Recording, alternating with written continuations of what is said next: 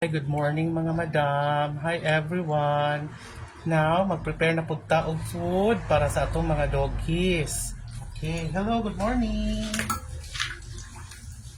Hi, good morning everyone. Sawadika sa mga four moms, good morning.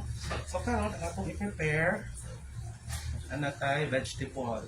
Anatay pechay, anatay carrots, and napugtay upo. Sa Bisaya pa Istambuali. And we have again kalabasa. So healthy ang ato ang pagkaon nga ihatag sa itong mga doggies para dili sila magkasakit. So hi guys. So before, follow me sa ako ang vlog.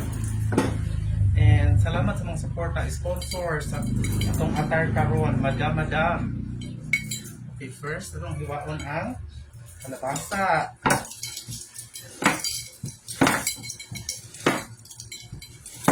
Kumusta ang tanan? Okay ra ba? Ulan-ulan na po. Ulan-init. So atong i-chop atong kalabasa, atong paan og liso. Hi! Okay, atong i-chop.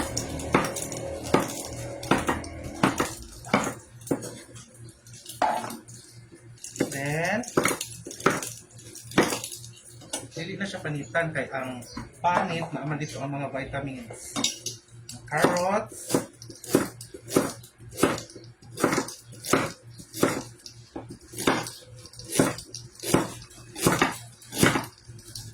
okay, nakapaligod ko na ba ang tanan? So, ang ato ang pechay.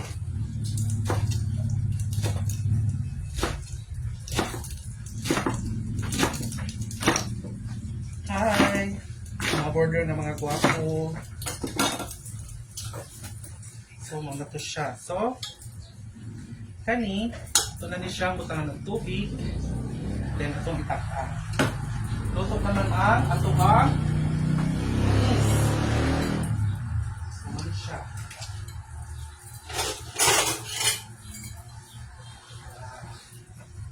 Luto na. Then, unya, manglawog na ta. Abangan gyapon ninyo ha. Wag kayong aalis.